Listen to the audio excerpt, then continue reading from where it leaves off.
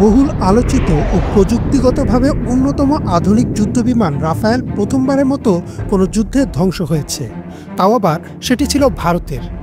দেশটির সামরিক ইতিহাসে এক ব্যতিক্রমী ও অপ্রত্যাশিত ঘটনা এটি। এই ঘটনা শুধুমাত্র ভারতের জন্য নয়, আন্তর্জাতিক সামরিক জগতের জন্য এক গুরুত্বপূর্ণ ঘটনা, কারণ বলা হচ্ছে এটি রাফায়েল জেটের ইতিহাসে প্রথম কমব্যাট লস।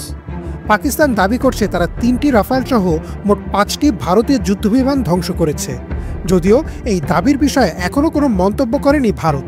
তবে রাফায়েল প্রস্তুতকারক দেশ ফ্রান্সের এক উচ্চ পদস্থ কর্মকর্তা CNN-এ দেয়া এক সাক্ষাৎকারে বলেন যে অন্তত একটি রাফায়েল বিমান ভূপাতিত করেছে পাকিস্তান। 2025 সালের 6 মে মধ্যরাতে পাকিস্তানের 9টি স্থানে বিমান ও ক্ষেপণাস্ত্র হামলা চালায় ভারত। পাকিস্তানের গণমাধ্যম জিও টিভির সূত্রে জানা যায়, এ সময় ভারতের একটি রাফায়েল জেট পাকিস্তানের চীনা নির্মিত J-10C যুদ্ধবিমানের গুলিতে ধ্বংস হয়। পাকিস্তান দাবি করছে তাদের J-10C বিমান অত্যাধুনিক PL-15 মিসাইল ব্যবহার করে ভারতের রাফায়েল বিমানটিকে ভূপাতিত করেছে। ফরাসি এক সামরিক গোয়েন্দা সূত্রও এই ঘটনাকে নিশ্চিত করেছে এবং বলেছে এটি রাফায়েলের প্রথম কিল বা ধ্বংস হওয়ার ঘটনা। এই ঘটনার আগে রাফায়েল জেটের কখনো কমব্যাটে ধ্বংস হওয়ার খবর প্রকাশ্যে আসেনি। এই যুদ্ধবিমানকে নিয়ে ভারতের মধ্যে গর্ব ও অহংকার ছিল বিপুল। TBS নিউজ সূত্রে জানা যায়, ফ্রান্স থেকে কেনা এই 36টি রাফায়েল জেটের মধ্যে প্রতিটি কিনতে খরচ হয়েছিল প্রায় 217 মিলিয়ন মার্কিন ডলার বা প্রায় 1800 কোটি টাকা। রাফায়েল ছিল ভারতের প্রতিরক্ষা কৌশলের অন্যতম স্তম্ভ, বিশেষত পাকিস্তান ও চীনের হুমকির প্রেক্ষিতে। ফ্রান্সের ডিসল্ট এভিয়েশন নির্মিত এই মাল্টি রোল ফাইটার জেটটি একযোগে আকাশযুদ্ধ, স্থল আক্রমণ ও নজরদারি চালাতে সক্ষম। এটি SCALP cruise missile, Meteor beyond visual range missile ও MICA air to air missile বহন করতে পারে। এর এইসার রেডার ও ইলেকট্রনিক ওয়ারফেয়ার সিস্টেম স্পেকট্রা রাফায়েলকে এক অনন্য আভিযানিক ক্ষমতা প্রদান করে।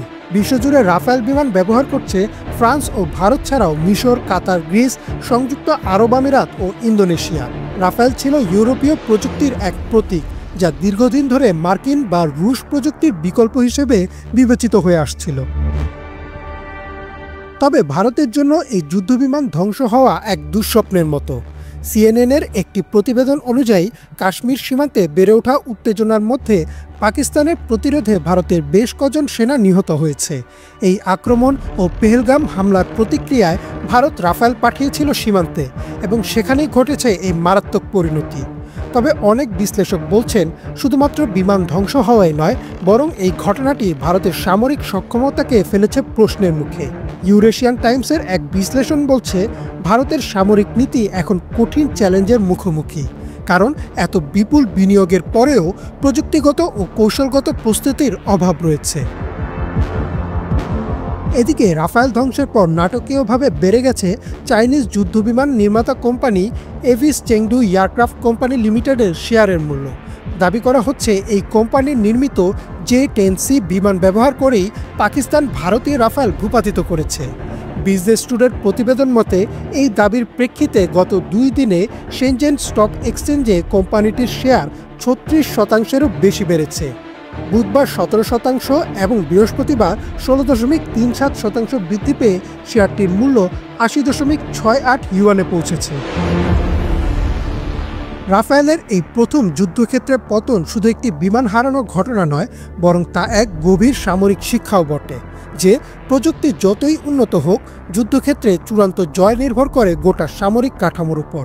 আর এই সামরিক অভিযানের মাধ্যমে ইতিহাসের প্রথম যুদ্ধক্ষেত্রে রাফায়েল হারানোর রেকর্ড করল ভারতীয় বিমান বাহিনী। ইমরান মাহমুদ, বাংলা ভিশন।